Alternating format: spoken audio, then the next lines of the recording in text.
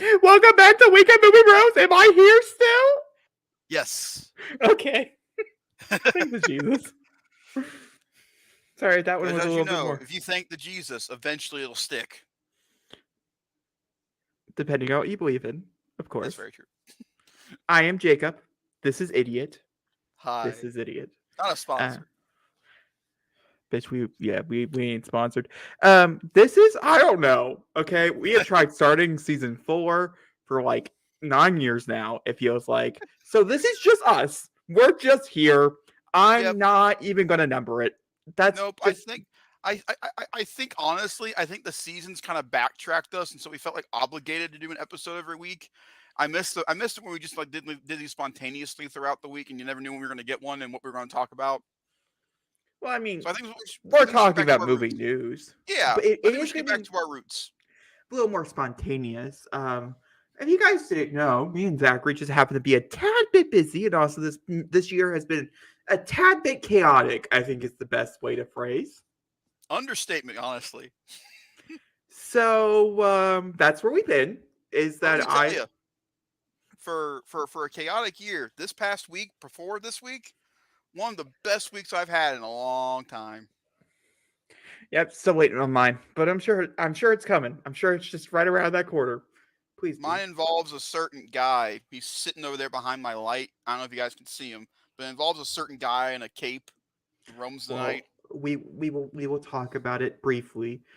Just to give you a rundown of different things that you guys can be interested in for this episode, in case you guys want to skip it and come back and talk about something different. We're gonna be going through some Marvel news, some Warner Brother news, some fun Warner Brother news, You can and tell how you feel about both of those companies within that same context. Marvel, DC. we have a little bit of a trailers to talk about, some box office, what's coming up for the podcast. It's going to be a good old time. Please do get your snack, as normally these do run wrong, and we're not changing our format to make it shorter. So that's just They life. run wrong. Long. It was supposed to be long, and I can understand where I failed. But you failed worse than I failed I don't know how by I just failed. being I here. think I did pretty good. Hey, okay. Where are we So, Zach, starting today? yeah. Where are we starting? Should we start with the evil one? Let's go ahead and get it out of the way. All right, we'll start with the evil one. That's fine. But hey, So, moral of the listen, story is that we there have are a some bad positives story. and negatives to this. We I have think a there are. bad story to talk about. This is the bad story. But Warner Bros. Also has good news, which is why I think they announced it now to like talk about, hey, to try No, to kind of get like just like please don't give them an excuse because we have to point this out first. Back at Super Bowl, they yeah. had this gigantic spot that's now played every time I see the fucking Batman. DC in 2022, the Yes, but that's Batman, Black and Adam. No, Jacob, there's not an excuse here. They there were is an promoting all excuse. 22. No, there's not. All I 2022 have one. movies were I here. I have one. I have an excuse for Warner Can I get my Brothers. rant out first In a before you second. give your excuse? Ah, fine, whatever. Yeah, Thank go. you. Because this is ridiculous. They promised us that this year, hence why the whole Peacemaker thing happened this year with season finale of Peacemaker, showing us Flash and Aquaman. They were promoting the fact that the Flash and the Aquaman were coming out in 2022. You give us this giant ad for Black Adam, which is still in 2022. The Batman, which just came out, a triumph for Warner Brothers. Why ruin it?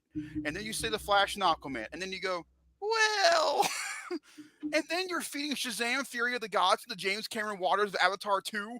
What is wrong with you? Okay. I feel like we just need to back up a little bit. Zachary jumped head first, and I think we need some context to Better. his craziness. In case you guys have no idea what we're talking about, because honestly, I don't even think I announced the headline. I think Zachary just assumed you guys are watching this on video, which is interesting since most of our audience is on audio. So sorry about that. We're talking about Warner Brothers Ways. Is what Oh, we're I talking didn't about. mention that, did I? I just went on the rant about Warner Brothers for a second. So If you're new yeah, to the show, this isn't a new thing. I do this kind of regularly with them. every time he introduces a story, every time. I do have. We'll talk about the actual delays where they moved to the dates and All that. similarly if we think it's a good date, a bad date, you know how it goes. But I will mention that Warner Brothers is historically sat out of the Super Bowl, and the only reason why they were in the Super Bowl was because Dwayne Johnson. Mm-hmm. And obviously, like, they can just blame it on Dwayne Johnson, which is why I Well, do and the believe. Batman was coming out in March. Yeah, but they only were in the Super Bowl. This has been proven. It's because Dwayne Johnson was like, "Oh, you have to put us in the Super Bowl. I'm always in the Super Bowl. You have to. I'm going to be there on like the floor, like on the field. Like you have to put us in the Super Bowl." And so they did, and they cut together this like beautifully made like TV spot, like it's gorgeous. And for 2022, I have a feeling to even knowing the fact that they weren't going to release these movies, because I've heard rumors for like 6 months now that they were going to get delayed. Like before this year even like came a beat, like I heard that they were going to be delayed. On our side, we've known this for a while. I've known it like you have. I knew the Flash and Aquaman were both going to get delayed for some odd shape or reason. That I've known. I think I'm more aggravated with the fact that they put this out to the public eye, stating that these films are coming out in 2022. We've already been through 2 years of nonsense delays, and so I'm trying to go at it from a non-movie web person's point of view, going, "Wow, you told me these films were coming out in 2022. Yeah, no, I get times, it. And then you'd push them off." That's what I'm trying to get at. Here's the thing. I don't know. I think the only one that should have stayed, that should not have moved like at all, is DC Leagues of Super Pets. I can't see why that one moved. I can't really see. Black Adam might really just need the VFX, like the extra like 2 months, which is fine. Like it's sad. Kudos to Warner Brothers for not being a Sony and crunching it to the last minute. So kudos to them. They were going to.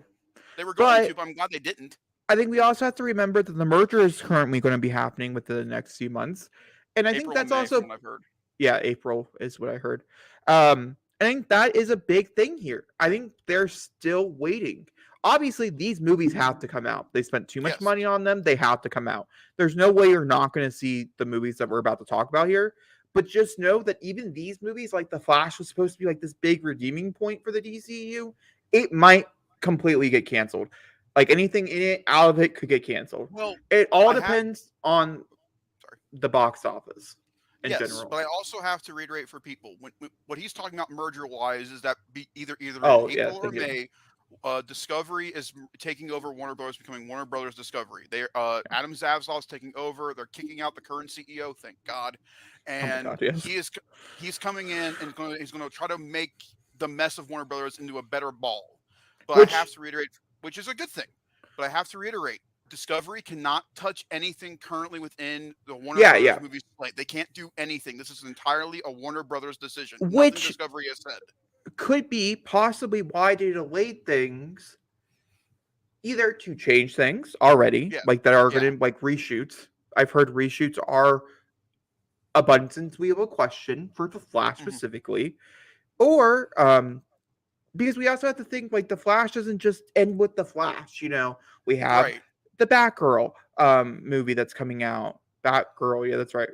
Batgirl. With Wesley Grace, which is supposedly a question of whether or not Batgirl is going to come out this year or not, because I heard that was supposed to come out in. Batgirl can't come out this year. It has to come out next year.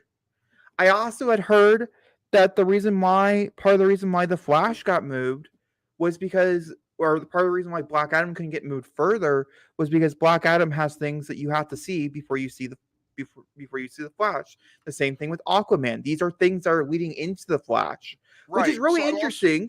And I think that's cool. Talk about that too, because if you looked at the original slate idea, it went Black Adam, Flash, and then Aquaman leading into 2023. Now with the slate change, it's now going Black Adam, Aquaman, then Flash. Well, Shazam, Shazam could be possibly a part of this. I'm not really sure about that. But what I'm curious about though is that does that mean Flash really has no big implications?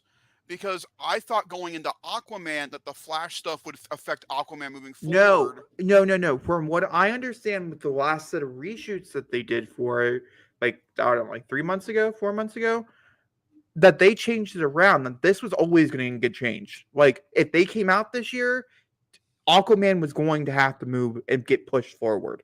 And the Flash is going to have to get pushed later. Like, they were going to have to switch dates or something. So why didn't cement the dates to begin with, just to hold a place date for Yeah, Warner to hold the Brothers? placement. Yeah, hold the placement. Yeah, for sure. That's ridiculous. If you were going to do that, then put something else there. Don't put one of your tentpole films in there where Aquaman did very well 2 years ago in December, just to Yeah. take it out of its spot. And I understand why they also wanted to move Aquaman for another reason. Avatar 2 is a very Soon, water heavy based also, film. Black Panther 2 will also be a very Water water-based heavy based film. film. I get So it. I understand where they're coming from that one. But I think the one that pisses me off the most is not any Aquaman or Flash or Shazam. Because now I'm Well, worried hold that they're on. showing that Shazam is not going to be a good movie. Putting it there where it Let's is. go through this. I'm gonna Okay. read the dates to you. I have a few other movies in here that are not even just talking about those No, movies because they moved a lot of things. It they wasn't moved a just like lot.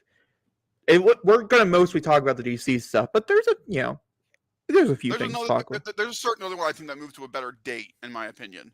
So we have DC Leagues of Super Pets, which moved from May 20th to July 29th, which took Black Adam's original spot. I don't understand why this had to move at all, May but was a that's perfect date for this movie. my opinion. Then we have The Flash, which moved from November 4th to June 23rd. So now I have a thing with the Flash too.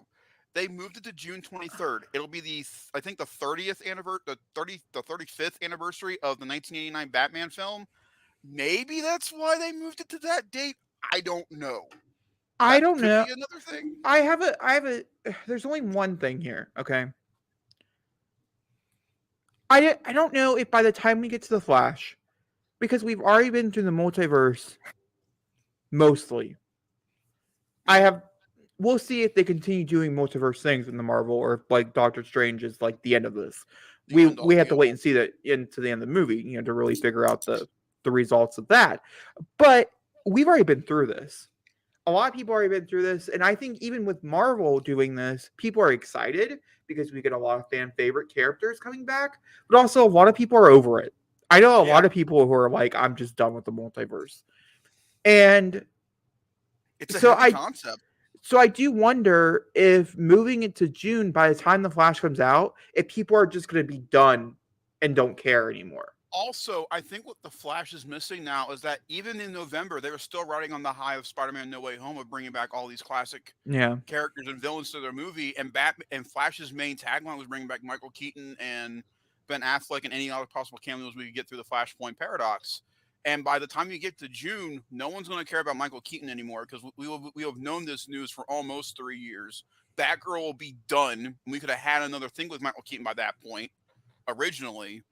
And also Maybe. now I we're don't really hearing, know. I yeah, heard like December was like its release date, somewhere around and then there. now I'm also hearing that with the reshoots for the Flash, they're going to be not killing off Ben Affleck's Batman anymore, and that they're going to be Yep. saving him, which to me would have been a better send off or a better kickstart for the DC again this year than waiting another 7 months. I think that's the other thing that's interesting though. Everything else got moved like a couple of months. Why'd they move Flash so far? Okay, Like well, 7 months. I'm getting there. So then we have Aquaman 2, which moved from December 16th to March 17th.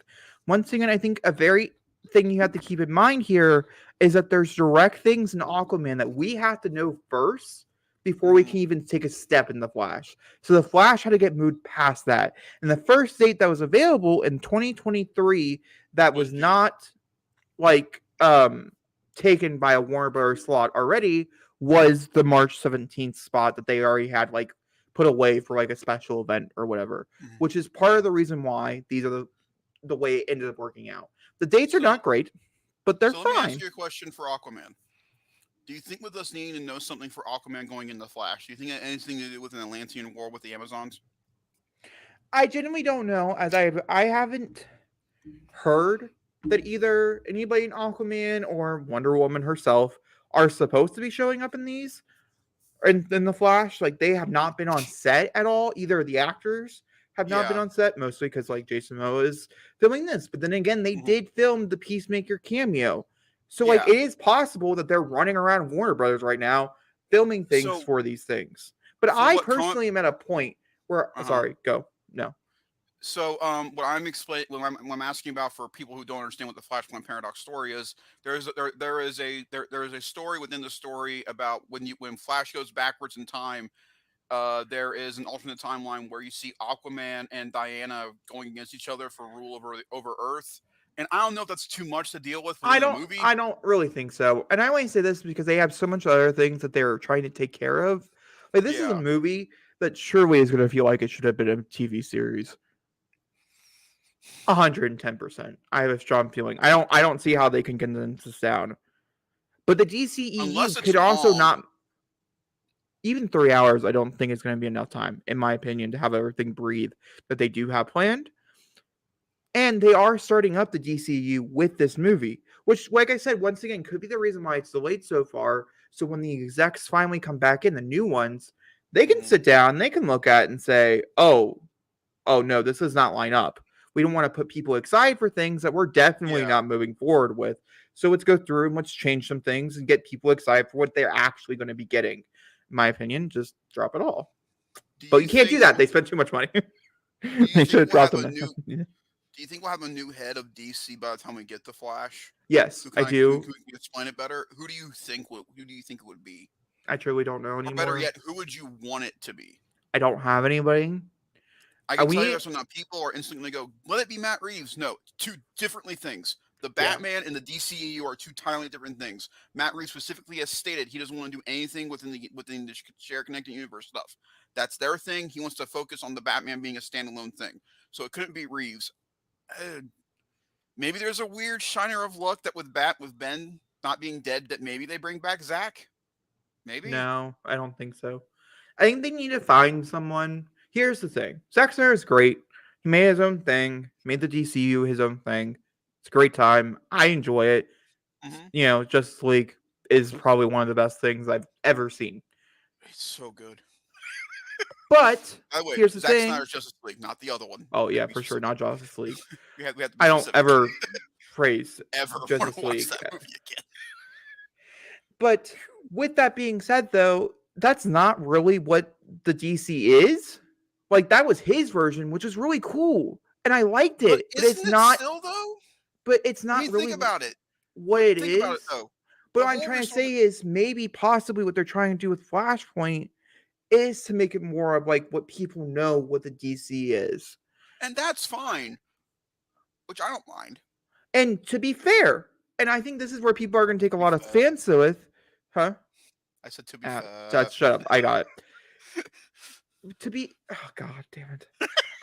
With the stance being that mostly, yeah, whatever.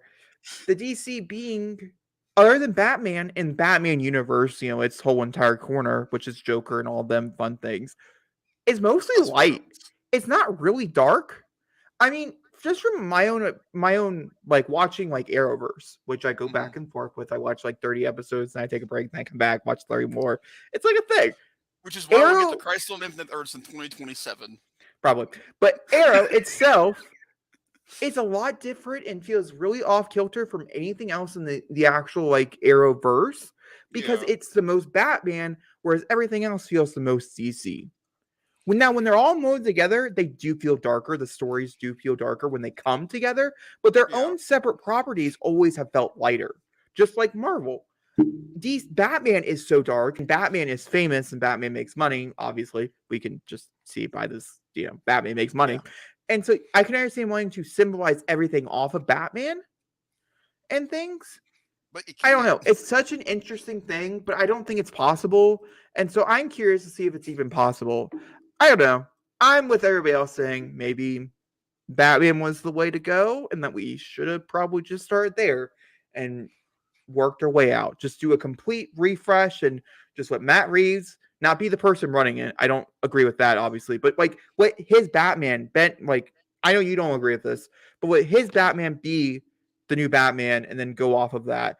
And don't even have I don't know. It's so hard. They fucked this up so badly. I don't even think it's savable. This to me, when I look at it from an outside perspective, when I look at Warner Brothers and I look at what they've been trying to do since 2013 with Man of Steel up to this point, and the original fuck up for them was the rush of BVS in 2016, trying to catch up with what the MCU was doing up to that point to put everybody together. That was their first big mistake. And now their second one, I really think happened now with these, is because they're so focused on what the Flash is going to do for the DC universe moving forward that they're willing to, they have to place these certain films in an order to make sure the Flash does well what it needs to do. And in my opinion, if you knew that going in, if you knew the Flash was the movie to be all movies for the DCU up to this point, your game plan should have focused around that area. It shouldn't be like, well, let's put this movie here, let's put this movie here. Oh darn, they're in the wrong order. Flip it back. Let's do this the other way. Because if that was the case, then we should have had a trailer for Shazam by now. If that was the case, or a teaser by this point. A If that was teaser, I if that wouldn't was say the a original. trailer, but yeah. Yeah, but you understand what I mean.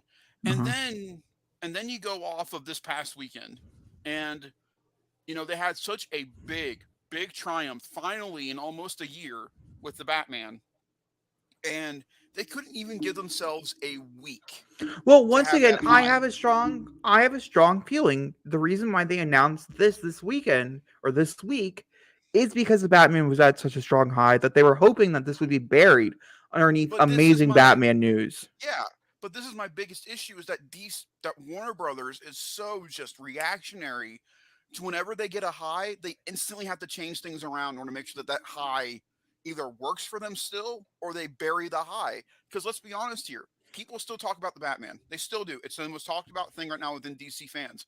But now look at it. If you look at Twitter, Facebook, where anything DC talks about, all anybody's talking about right now is the hate that it's getting for these release date changes. The Batman's still there, but I see more talk about this change than the Batman. Well, it is newer. Other movies that did move that are not part of the Batman Yes, well, let's be or honest. during the DC is we do have Shazam, which I'll get to here in a second, but we have Wonka, which moved from March 17th to December 15th, which I think is a I better think release December date. is a better date for Wonka. Yeah, I agree. It's also a words play, obviously, and things like it's just a better date. It's a Like that better was release date for December. I completely agree.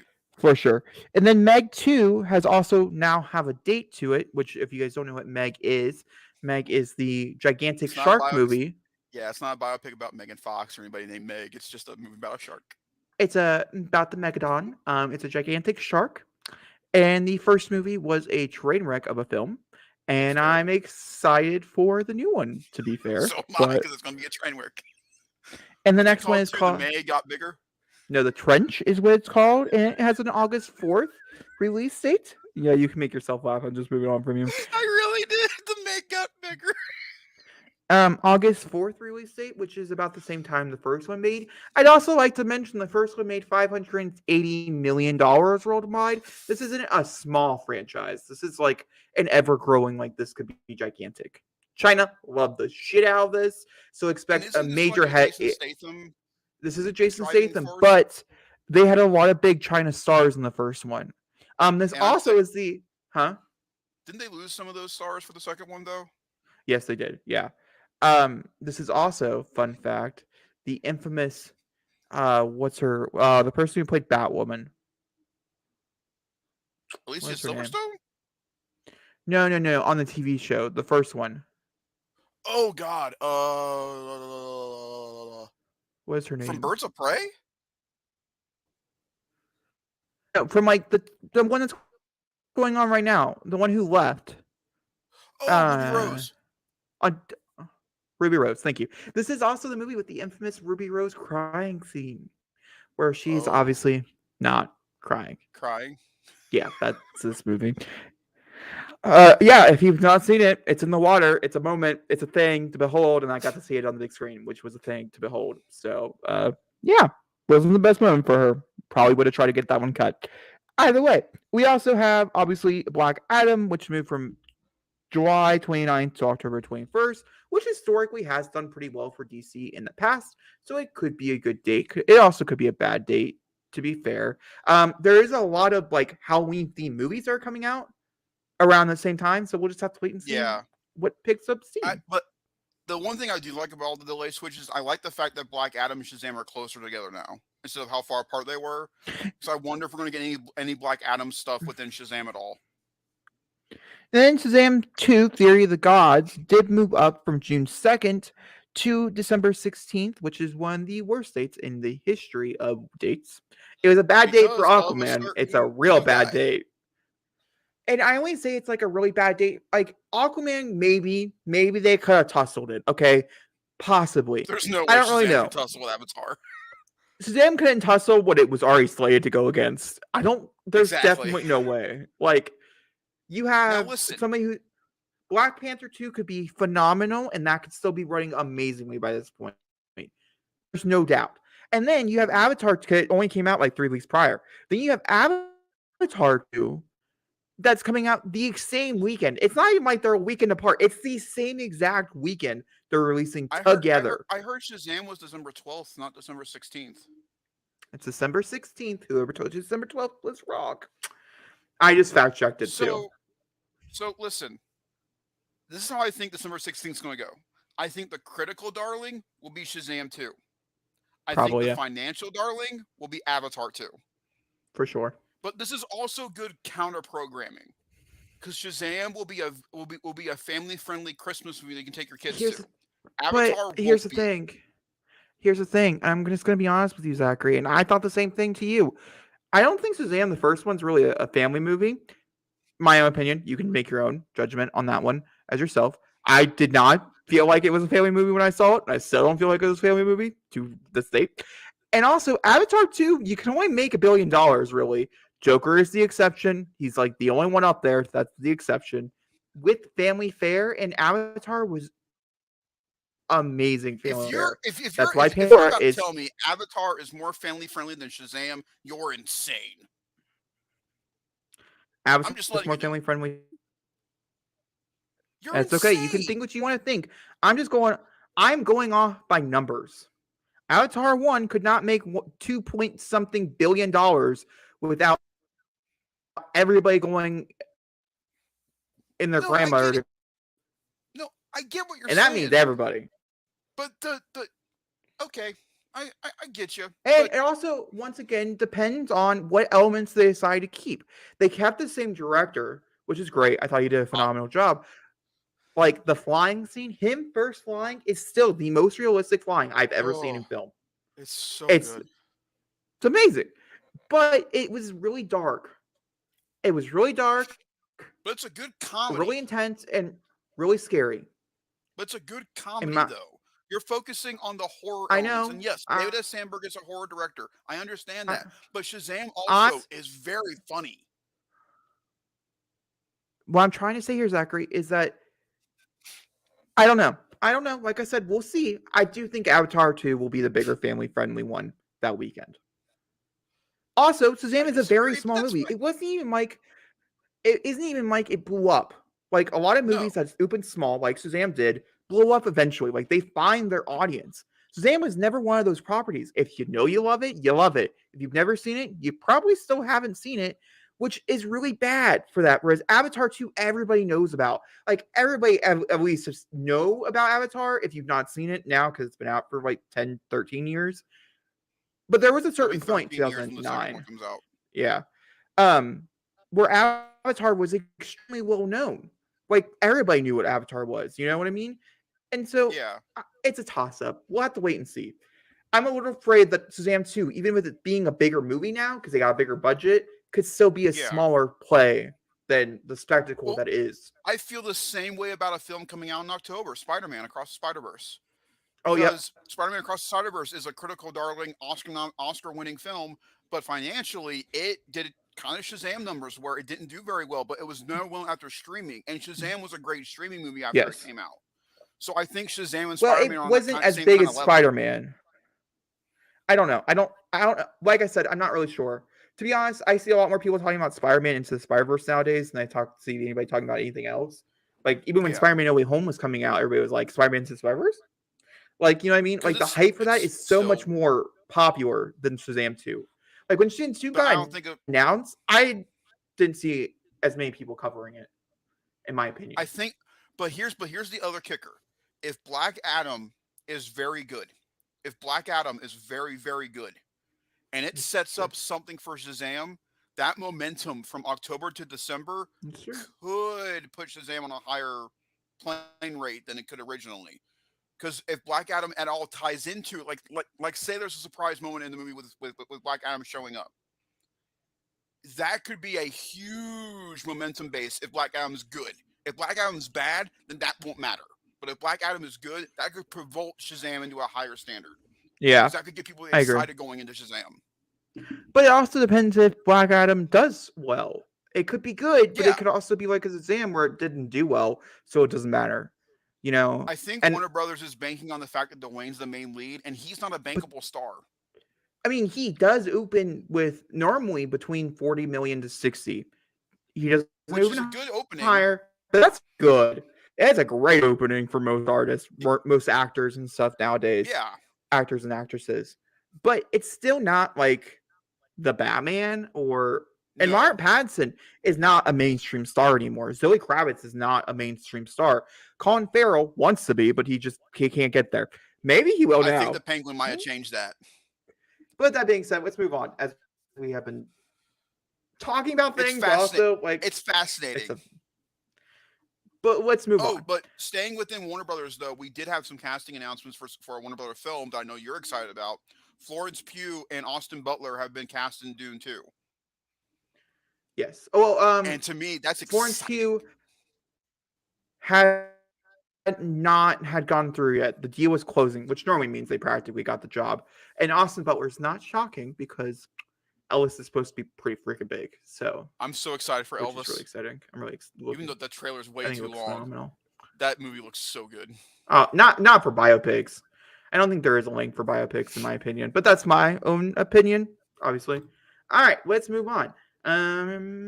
Let's talk about the Adam Project. Let's switch it up. We'll go from the Attic Project to like the announcement video to this. Okay, I have an idea. Of a kind of like a structure type of thing. We watched the Adam Project. I watched it separately. We watched them separately. So I'm gonna let Zachary just watch it last night or today. I watched, well, I guess this morning. It was like at 1 a.m., but I did watch it last night. Do you want to go first or you want me to go first? It's up to you. I think obviously this is a very two different opinion review. Yeah. So it's up to you. I want to hear you. Okay, that's fine. I can go first. I want to put some context here because I have a feeling some people who are going to really like this movie, which is great. I'm happy for you, for anybody who did like this movie. I'm going to say it now. I'm not going to wait. I gave it an 8 out of 10, which is really high for a movie that I'm not going to sound like I liked. I just want to put that out there objectively. Because that was going to make any sense if by the end of the review you went, I have an 8 out of 10. I'm like, huh? I just wanted you to know, before we got into this, because I do have a lot of things to talk about, but there's a lot of things going into this, okay? We have Sean Levy, which has turned out to be one of my new favorite directors. And we have Ryan Reynolds, which is just coming off of Free Guy, which I think plays a huge part in here, a huge, huge factor into my whole entire opinion and thoughts about this movie, okay? And I want that to be very clear that I think my mind was way too in a different place. Mm-hmm. Not the place to watch this with my thoughts and opinions. Free Guy, I can say, is in my top 10 movies of all time. Like, favorites of all time. I think it's actually outbeating Night and Day for my favorite action film of all time. That's a good thing. I love Night and Day. Don't even fucking dare shit on that shit. You asshole. One day I'm going to make you watch it for a movie commentary. It's going to happen. Please don't. It will, and you're going to love it, and it's going to be great, and I'm going to say all the lines. But it is slowly making its way, okay? And I think that's very important. You have my favorite team duo coming back together for another movie that I didn't get to see in theaters because Netflix was rude, and B, was a little bit smaller than I was hoping for, I should say. I wasn't overly shocked by any of the discoveries here. I didn't think anything was profoundly done. I thought a few things were really cool. Mm-hmm. I liked all the acting. I thought the jokes worked. I laughed a lot, which was a good thing. I thought it was fun. Overall, like an overall movie, I think I call it fun.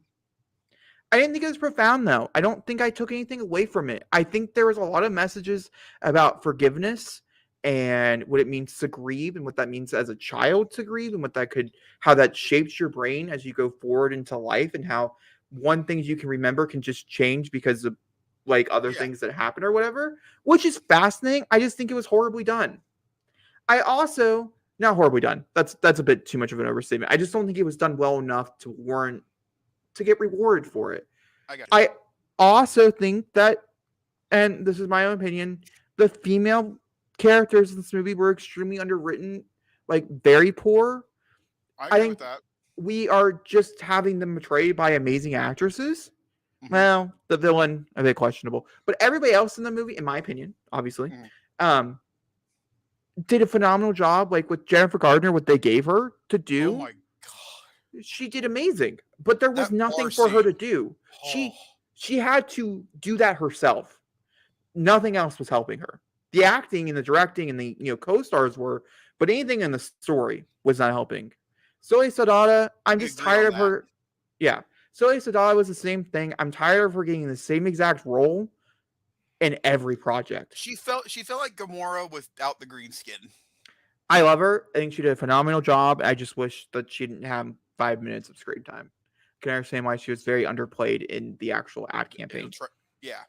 If what you call an ad campaign for a Netflix film. That's the other thing I wanted to ask you. As a Netflix film, would you recommend this? Oh, yeah, for sure. I'm sure everybody's going to watch anyways. Like, okay, for instance, I like Red Nose better than this movie. And also, I just think it's smaller. I was just really disappointed with it. I was coming off of a high. Free Guy, like I said, is one of my, going to be in my top 10 movies of all time. The same duo is coming back to do something else. It's not fair for this movie to ever get compared to Free Guy. It's not fair. And I understand that, and you can be as mad as you want to me about it. That's just how you feel. That's fine. I'm just talking in general, whatever. And I did do that. This was in my top 10 most anticipated movies of the year. This movie right here. It wasn't in mine, I can tell you that. Which is fine. But this is like, for instance, I was hyped to the level like you were for the Batman, for the Adam Project. Wow. Really? I didn't know that at all. Yes. Like, Free Guy is literally like one of my favorite movies type of thing. And I just don't think you understand my love for that movie. I don't think I do. I really don't. I love that movie to death, but which is fine. Not on your level. No, not on my level. I saw it 8 times in theaters. 8 times. That, my friend, I don't do very often. Only a few movies get the statement of 8 times. Free Guy was one of those. So I think that just played a huge factor into the Adams Project. Then you have this great cast and you underuse them like horribly. The child actor did everything he could. I think the script was just so poor, in my opinion. And then you have the questionable VFX. 90%. Hold on. Almost everything looked great except for one thing. I cannot say what that one thing is. I'll tell you later, Zachary. Mm-hmm. But where was it? Beginning, middle, or end? It was towards the end. I was actually probably about halfway point. Probably about the halfway point. I get. Yeah, I think I know what you're talking about. Okay. It was. No, I agree. Yeah, I agree. It was very unsavory. It was bad. I agree. It was bad. It was bad. It was bad. It was bad. Did an entire certain moment at the end, towards that part of the film, happen just in that one shot where you could clearly tell it was. Bad. Okay. Yeah. I got you. Also, I think it was just too small. Let me ask you a question then. Do you think the bull in Red Notice looked better than that? Yes. Or do you think they're equal? I disagree. Oh, maybe they're equal. I think I'd probably more phrase it as equal. I think that's equal. Equal. Because never once in this movie I felt green screeny. I just felt like, oh, you spent all your money here, so you could not afford this, but we're going to do it anyways. And you're going to put it on screen. I thought the ships in the movie looked great. I thought the ships looked cool. I thought the action, how it was well designed and stuff. I loved the action sequences. The 2 action sequences that are in this movie are good. Directed. They're great, but there's only 2 of them. And I think that's a major problem as well, in my opinion. I wanted a fun romp. I got kind of a dramedy, and I wasn't really expecting a dramedy, and it wasn't that well done. So, but it still got an 8 because it was and still. You gave it an 8. It's hard to explain. My feelings about this are very disjointed. I'm sorry about that. I have a lot of emotions going on. Never be sorry for your opinion. it's just disjointed, and I liked a lot of it. I just think a lot of it was poorly done, and I think the corporal shit is been overused like 1,000 times. I agree. I think the angle of it was kind of cool if they would have done something with it. But once Better. again, we're stuck in a situation where they didn't really do anything with it. Hmm. Also, I never Alright. felt the stakes in the entire movie. It's fair. Yeah. So going from that, I gave this movie a 9. I went one number grade higher. I want to get my negative out of the way. My big negative out of the way. I think this has been the universal negative about this movie is the screenplay. I think the story of this movie is disjointed.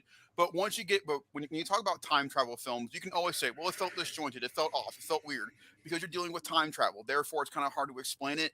And my biggest pet peeve with time travel films is when they constantly talk about how time travel works. Because Avengers Endgame did that a lot, and that's a 3-hour film. They mention time travel and how maneuvering works constantly, and Adam Project does the same thing, and it really ticks me off. I'm like, just establish how it works and move on. But they I don't. agree. I agree with that statement, and I think I agree with it overall for most time travel movies because the It gets more you very talk, annoying very quickly. not that it gets annoying, and maybe this is just from a writing standpoint, it might not just be from like a It viewing makes your audience standpoint, feel dumb. but you start to understand the cracks and how a Yeah. lot of it just doesn't make sense. Like there's Whereas a you, certain scene between Adam and young Adam on the ship where there's yeah, explaining going on, and I'm like, we get it. You're losing me here. Just keep going. and like if you establish it early on and you kind of explain it Mhm. in a very simple like manner, Yeah. then you can't confuse the audience later when you're trying to take liberties what you already established. Right, because then you get Which to I Mark feel like this movie Ruffalo. tried to take a lot of liberties. Yeah, Because once you get to continue. Mark Ruffalo and he tries to explain it again, then it gets just like now you've lost me on the time traveling part because you're just explaining like whatever. I don't want to get into spoilers. Yeah, not the Um, point here. not the point here. But that's my only negative. I want to get to the good stuff here because for me, I'm the exact opposite of you. Exact opposite. I think both Zoe Saldana and Catherine Keener are used effectively very, very well. I think Zoe Saldana's character, where I have seen her do this character numerous times, either as a horror, Gamora, whatever. She's always been this tactile character. I felt that stake for her character and for Ryan Reynolds' character. So when a moment happens, I cried because of how emotionally I was connected to Ryan Reynolds when we get to that point. And it worked really well for me. And so when you get to another moment in the film, it broke me when it happened. It broke me. But the scene that gets me all the time, it happens in the bar. It's between Jennifer Gardner and Ryan Reynolds. I was a weeping mess in my bed. It is so well done. This is my favorite Jennifer Gardner performance in the past 20 years. She is so good in this movie. She relays pain, anger, anguish, despair. Just she's just a she's a character trying to do the best for her son, and her son doesn't get it. And it breaks my heart because when you look at that as a child, a child looking at your parent, it makes me go, I hope I don't treat my parent that way at all because they do their best with what they're given. And you can just tell she's trying her best to be there for her son with everything going on between the two of them. And it's just magnificently done. The best thing I've done, and Rob Pattinson is in the Batman. She does the best without saying anything. Yeah, I agree. There's a great moment where she just uses her facial expressions, and you can tell exactly how she's feeling in the moment. Called face She acting. is so good in this movie. Mark Ruffalo, as a scientist, he doesn't work when he's not green as a scientist. It just doesn't work. I'm able to understand him more as a green scientist, but as a human scientist, I'm like, you're not explaining it too well. But he has towards the end of the film when you have a moment between him, the kid, and Ryan. It's so gripping. This is a great drama to me. It is a great comedy and a great drama. This is not an action movie at all, and it shows. This is a great drama piece about, like what you said, about grief, getting over it, feeling, trying to understand and how you feel about that grief through your persona and how it ultimately affects you going into adulthood as a kid and how you're feeling as a spouse grieving over a moment of losing somebody. And to me, the action where it's good is more focused on the story between Adam and his parents. And that hit me very, very, very close to home and very close to heart. And so then you get that great moment between Zoe and Ryan, and you go, wow, even in his adulthood, Adam is still dealing with these familial problems and he can't figure it out. And you have this great moment between young Adam and Adam on a bench in front of a hotel, and you go, young Adam gets it. And it's just a I want to talk about this kid for a second. Adam, what's the guy? Ryan Blockwell, I think is his name. The kid who plays young Adam. I won't get his name wrong. He is a revelation in this movie. They got the perfect kid to play a little Ryan Reynolds. They really, really, really did, because he talks like Ryan, he moves like Ryan. They feel like the same person, and like there's a great scene involving little Adam trying to get bigger Adam motivated, and it's so funny. And again, the comedy part of Walker this film, I think Schoolbell. thank you. Walker Schoolbell is great in this movie. I'm saving a certain person for last because I really want to talk about him. Um, Catherine Keener, yes, is she a typical villain of a company going, I want to rule the world, mustache twirling, yada yada yada character? Absolutely, but I like the edge and kind of the duality of her and her younger self in this movie and how they work with that. I think that worked really well towards the end of the movie. Um, there's a certain scene that Jay was talking about with CGI, and boy, oh boy, man, that's a moment I never want to watch again. But the rest of the movie after that's really, really good. There's a great um, ship chase scene throughout the mountains I thought was really well done. And the two action scenes in this movie are so well directed, so well choreographed. It's just, this is what's got me so excited for another thing we're going to talk about moving forward with these two. That I'm like, if it's as good as this, we're in for a treat. But now I want to get to Ryan, because he's not only starring in this film, but he's producing it. So this is another one of his babies that he's worked with Sean before. And you can tell how committed he is to the work that he is doing. He's funny, but he has such a deeper side as an older Adam, and how he feels about life during this part of his time in his life. And when he's asked to do something towards the end of the film, and you can just see it again, great facial acting. You can just see it. He doesn't want it to happen. And it's just pure sad. But then you get like these endearing moments towards the end of the film, and the relationships are so well woven out that, with all my doubts about that screenplay, it's the chemistry between all of these actors that does so well together. A person that's not getting talked about though is the guy who played Christos, the main henchman. He Yeah. is great in this movie. He's got some great fun. He got some great one-liners. He's very intimidating. The fight between him and Ryan in both action scenes is great. Alex And Malari Jr. thank you. is the name. He is very, very, very good in this movie. And I thought also, I'm a score guy. I thought the music in this movie was really, really good.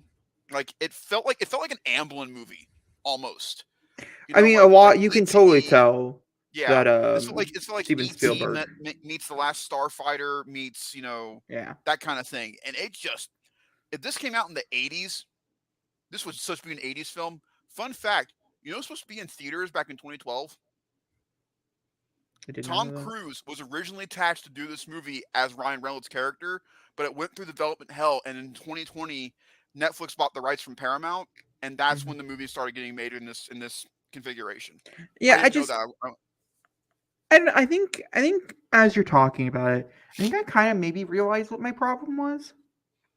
I think they probably marketed this wrong. I completely agree. I think the trailers promoted too heavily on the action, when in reality, this movie is a dramedy through and through. Yeah, and I think if I would have known it was a dramedy, maybe I would have enjoyed it better.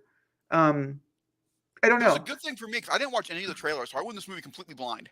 Yeah, And see, so, to me, I didn't get the action vibe of it. It was more of a dramedy with some action spiced into it a little bit. To me, and to be fair, I didn't know much of the plot at all. So like a yeah, lot of the plot elements that were like the opening, like the whole point of the movie or whatever, I had yeah. no idea. what that was. So like that was fun because the trailers didn't give anything of that away, which was fun.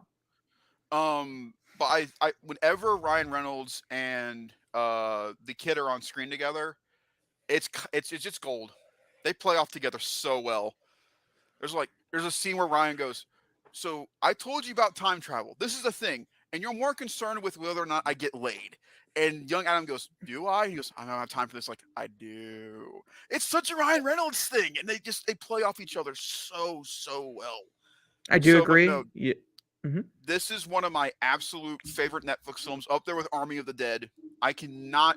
I thoroughly enjoyed this movie. I cannot recommend it enough, and I really wish I would have got to see this in theaters. I think this would have been an absolute blast as a theatrical film. And I think what we're talking about CGI wise would have looked a lot better on the big screen than it does in our small TVs. Which is very possible, or it could just look terrible overall. Either or. But no, this is one of my favorite Netflix films and also one of my favorite Ryan Reynolds movies.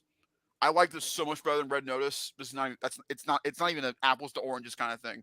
This is leaps and bounds better to me than Red Notice is. And I liked Red Notice, but this just worked on a whole other level. I love this movie. Well, two very different opinions. I do kind of understand exactly where you're coming from, and I do agree with most things that you said. I don't agree with everything you said, but I do agree with most things. I was a crying idiot last night during this movie, and I had a blast doing it. Yeah, I can't say I was the same, but I do agree with a lot of the acting. I do think, I think that's a big part here. You're watching this movie for the acting, you're definitely going to get what you want out of it for sure. If you're watching this movie for the plot, you might be a little disappointed. Yeah, just hi. How you doing? And also, if you're from our era when 13 Going on 30 came out, this is like the also that, yes. This is the perfect reunion for both Mark Ruffalo and Jennifer Garner. This could technically be a continuation of 13 Going on 30, but with sci-fi in the mix of it. Totally could be. All right, moving on. We do have to continue on. We are on a somewhat of a time limit here. And we do have several other things. Let's talk about Deadpool 3. Oh my god, this makes me so excited now. Now, Zach wants to talk about crying. I maybe did shed some tears.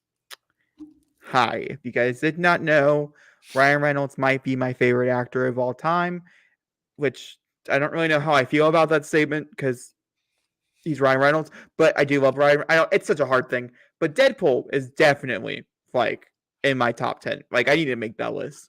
Moral story, but would be in my top 10 movies of all time. I just watched it the other day because I was like, is it still up there? Is it still as good as I remember? It's still good. And it's just, it's right there. Deadpool 2 never reached that height, but it was still amazing. I still thoroughly enjoy it. Deadpool to me is a perfect movie. Deadpool to me is a perfect movie. There's nothing wrong with it. I think it's everything it needed to be. I wouldn't change that movie for the life of me. Going into Deadpool 3's announcement, which if you guys did not know, the announcements are the original writers from the first one are coming back. Yay. Then we also have the creative teams of Sean Levy and Ryan Reynolds coming back to team up again, which is also, I don't know, like a part of me is like, yay, but also a part of me is like, do I need to be nervous now? Because when I first heard this announcement, I had not seen the Adam Project. And so I was only going off of my Free Guy high, which is phenomenal, which I feel like it's going to be more Free Guy than Adam's Project. So I think I find for sure. I did see a lot of articles about, is this the way that Disney is going to make it PG-13? Which I think could be, I'm not for it. I'm not here saying, yes, let's go down this road. I watch the PG-13 shit. It's not good. It's not good. But I can understand where a lot of articles are coming from saying that this is the perfect director if they did want to try to do a PG-13, right? Deadpool. That I could see where they're coming from, being like, hey. But Kevin Feige's also confirmed that Deadpool will contain its R rating when it goes into the MCU. I will also, slight nod to other things, is that Deadpool himself may or may not be showing up anytime sooner than this specific movie. And so we might get a taste. I don't think he will. It's okay. We might get a taste of what that could be. If it is PG-13, we could see in a Marvel stance, not in like let's try to edit this down to a Christmas movie stance, but like in a just like its own like type of thing, and see if we like it. I don't think so. Also, that's me.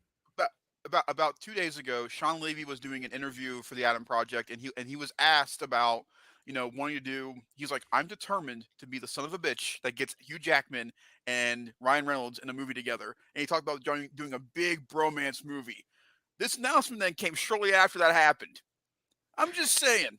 I don't I'm think just so. saying. Listen, I Hugh Jackman made a. By the way, did you know this? Hugh Jackman made a cameo in Free Guy.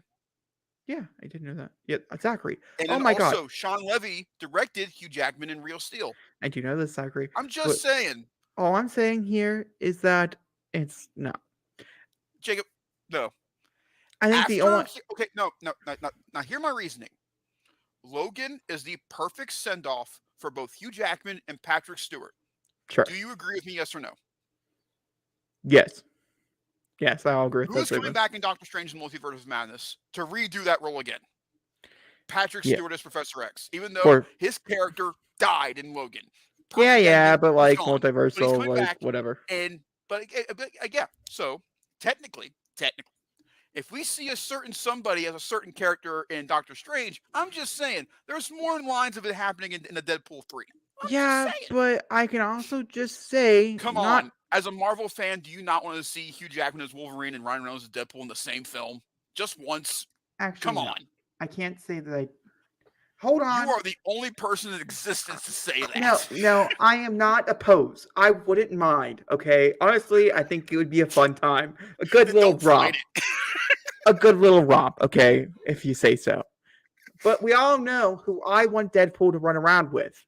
And if that And you means still could. hold on, and if that means I have to sacrifice my R rating to get that, I don't know. It's very tempting. Like it's real tempting. Like you have no idea how. I don't know, Zachary. I don't know. It's very tempting. I'm just like maybe, like could we do it? Could we really do it? And if they Technically, he could show up in an R-rated film and be fine. I no see. For a scene, he could show up and be fine. It's a little muddled. It's a little muddled, and that's the only issue with this is Deadpool's because muddled. Deadpool is muddled. I agree, and I don't like I said. I'm very excited about this, but it's really early on days. So excited. It's really early days. I don't think we can start talking about ratings until if we see him somewhere else and decide then if what we like, obviously. 2, wait until it is coming together. They got a director, they got the writers. I'm sure it's going to start filming next year. Like I'm sure this is Ryan Reynolds' next project. Like I am so sure this is Ryan Reynolds' like next slated project. And didn't Ryan Reynolds just come out and say he's taking a sabbatical? Oh yes, he did. But like Deadpool 3 came in his hands, and when Deadpool 3 comes to your hands, you're like, God damn it! Guess I'm not going on that vacation tomorrow. You know what I mean? I bet Blake was like, "Let's get the kids ready," and he came home like, "So something happened today."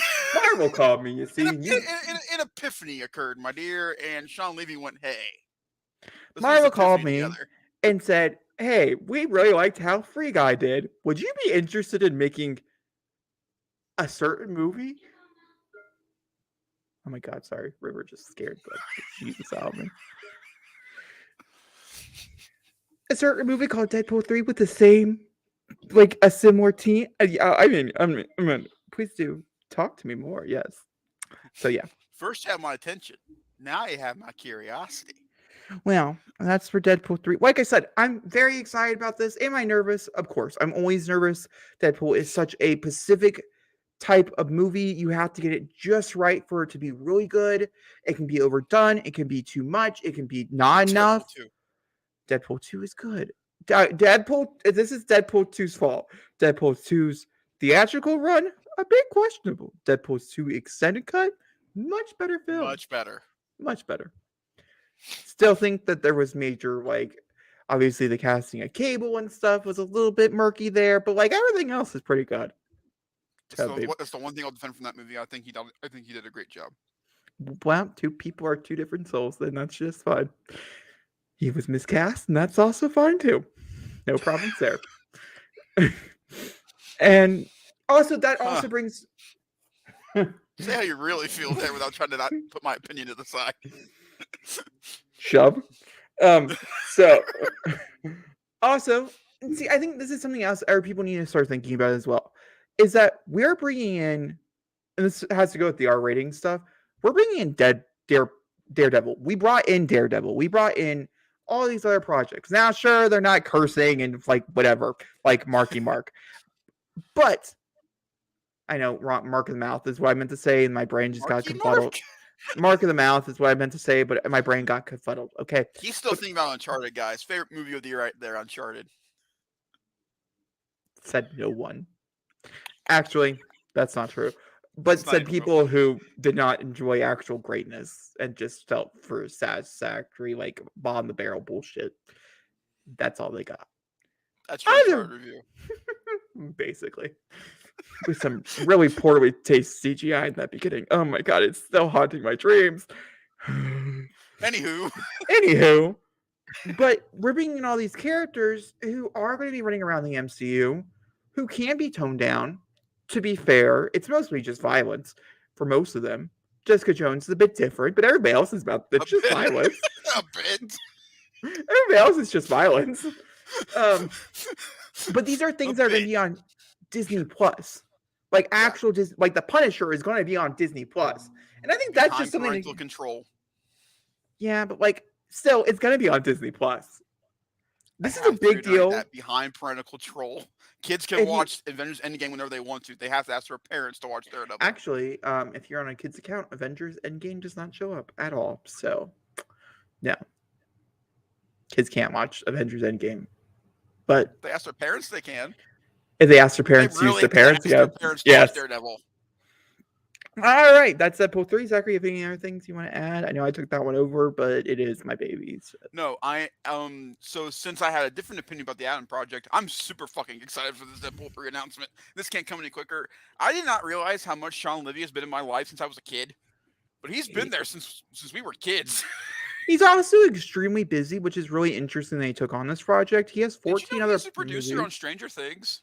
He's actually one of the original creators for Stranger Things. He's part of the reason why it actually got to be sold to Netflix, actually. So you think with all this going around, that's why it took Stranger Things 4 to come out so late, is because Sean Levy was like, Stranger Things 4, free guy? Oh, okay, see you later. Stranger Things 4, Adam Project? Okay, bye. Well, he's a producer. He produces a lot of shit, though. But he is directing episodes in Stranger Things 4. Which is exciting now. But he has like 5 or 6 movies that are in production as we speak for directing wise. He's a busy guy. He doesn't sleep. I relate to that a lot. Anywho, on to people who don't sleep either. Good segue. Wasn't really intentional. That's a really, really, really good segue. Thank you. You can apply me on the back later. Let's talk about a movie that hits people on the back. Can I start this one? Yeah, this is yours. But remember, no spoilers. Oh, I know. Just your objectives. So, I have seen this twice. This is my for the first time. I'm ahead of you when it comes to movie viewings. Never happens, but I am. So there's a story with this movie. I won't do a long version. Jacob's heard this story. I'll do the short for it. So yeah. This has been my most anticipated film for the past 6 years. To when it was a Ben Affleck-filled project, all the way to where we are right now. And I feel like I have been one of the very few people who have been on this ride since the get-go. I was there for Robert Pattinson's casting. I was like, whoever says Twilight Boy anymore should just shut up. Because this man can act his ass off. And I was like, great, he'll be a great Batman. I was correct. And then we got Zoe Kravitz. Everybody's like, she won't be a good Catwoman. She is a great Catwoman. I was correct. Everybody's like, Colin Farrell as the Penguin. That won't work. They were wrong. And it just kept going and going and going. And then we get to last Tuesday, March 1st, a day I will never forget. And I got to do a plethora of things that day, but I also got to watch this movie, a little film called The Batman. And this movie to me this will be my third film I give this rating to. This is a 10 out of 10. This is a masterpiece. There is nothing wrong with this film. After really sitting on it, I've realized I would not cut a thing from this movie. I would make a certain scene a post-credit scene, but the rest of it, I would not change to save my life. This thing works as a beautifully 3-act structure film, which again feels more like a drama than an action film. And that's why I love this movie so much. Everybody wants Batman to be like this punchy, kick guy who, fights weird villains. And does he do that in this movie? Absolutely. But he does it on such a deeper level. And this is a noir detective story from beginning to end. And I'm like, finally, a director understands what we want from a Batman. Finally, they get it. And it all rides on the performances and the directing. And to me, the screenplay, the directing, the score, and the performances are absolute chillers. The cinematography in this movie, good lord, Greg Crooker, who not only did the cinematography on Rogue One: A Star Wars Story, he also did cinematography on The Mandalorian. He has done cinematography for Matt Reeves on Dawn and War for the Planet of the Apes. And then he did this. And then he did this movie. Rogue One has its flaws. It's a beautifully shot movie. It's a beautifully productivized film. The episodes that he shot for Mandalorian are episode 3 for Deborah Chow in the first season. He shot the Ahsoka episode and he shot the finale for Mandalorian season 2, which again, all 3 episodes beautifully shot. And if you've seen the Apes movies, you know Apes movies are just gorgeous. I And wouldn't know. there are certain shots in this film that will always stick with me. But the sound design is what I want to talk about. Because if I start talking about this movie, spoilers will come out of my mouth. And I don't want to do that to you guys. I want you guys to enjoy this film like I did.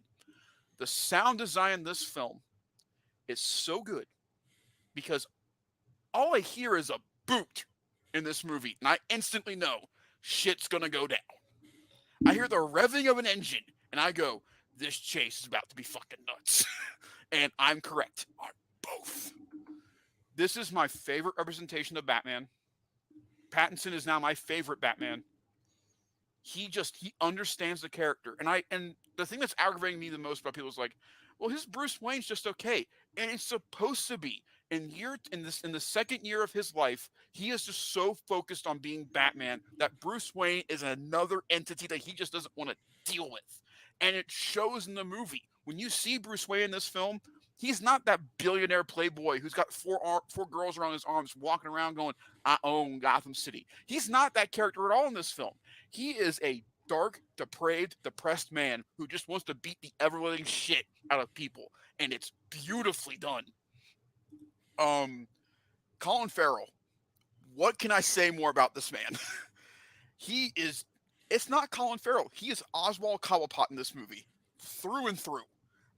I have never been more excited for a show to tie into a movie in such a long time. This show is going to be my bread and butter when it comes out. I'm so excited. I'm so glad they're switching that GCPD show to an Arkham Asylum show because I want to see his characters go nuts. It's just this movie worked on every level for me. Every level. And there are surprises in this movie and moments that you go, huh, that's a clever trick. I like what you did there.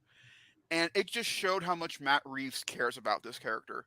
And it shows that why the process took so long to get to where we are, and it felt earned. Those trailers did something a trailer can never do, in my opinion. Make the promise that it makes in that trailer when you get to the film. And those trailers made the fulfilling promise of that movie. What you got in those trailers, what you got in that film. And the 3-hour runtime breezes through. Both times I've seen it, it doesn't feel like a 3-hour film. It breezes right through. The pacing on this movie is great. If you're a hardcore the Batman fan during the movie and you like the mystery parts, stay till the end because there is something there for you, and it continues on up to this point on a certain level. It's really cool. It keeps you invigorated within the universe, and it makes you want to go back and rewatch the movie again to see if you can figure out extra stuff. The other thing I like about this movie from a detective standpoint of view is that it doesn't make your audience feel dumb during the detective scenes. You're there with Batman. You can figure it out with him, and you're not one step behind him. And it doesn't make you feel like an idiot when you go, well, I can't understand this at all. I don't understand what he's trying to do. You're there with him the entire time. There are certain performances I don't want to talk about because I feel like I would ruin what they're trying to do within the film. Colin Farrell and Robert Pattinson I can talk about because they're the most standouts in the trailers too. Like they're showing more. I don't want to talk about Zoe, Paul, or John Turturro because their characters are more secretive within the film and what their means are to an end. But Zoe, Paul, and John Turturro are all great. Andy Serkis is there. That's all I can really say about him. He's great in the movie, but he's there. Like this is not really an Alfred movie. And everybody's like, so why isn't Alfred in this movie? Because Alfred's mainly in the origins of Batman. We've never had a film where Batman is now in his, kind of prime and not in his origin tale. So Alfred wouldn't really be as prominent as a character as he is like in Batman Begins, Batman 1989. He wouldn't be as prominent as he is in this film. I loved it. I'm seeing it again Tuesday because I can't get enough of this fucking film. It's just Doctor Strange better be good. It better be good to knock this movie off its pillar. And I hope that this movie gets some kind of Oscar stuff next year. I really, really do because I think there's some genuine stuff in here that I think has a legit shot. Colin Farrell and the cinematography specifically. I don't really know if it will or not, just because it did come out in March. Movies that come out in March do tend to be overlooked over other movies that are coming out. And Sundance, if we're talking about Oscars for next year, obviously not this year. Yeah. Sundance is normally the place to look, and there's some pretty hot contenders coming out of Sundance this year. Like really hot. So we'll have to wait and see. And who knows? It could just be for like makeup and stuff because I really, if Colin's performance can stand with the rest of the year and people continue to talk about it, I think of everybody from the film, either Paul or Colin has a real legit shot of being nominated for Best Supporting Actor. They're both tremendous in this film. But that's what I have to say, non-spoiler wise. We'll talk about more in depth later. But Jacob, you've had one viewing of this movie. How do you feel about it since it's been almost a week since we've seen it?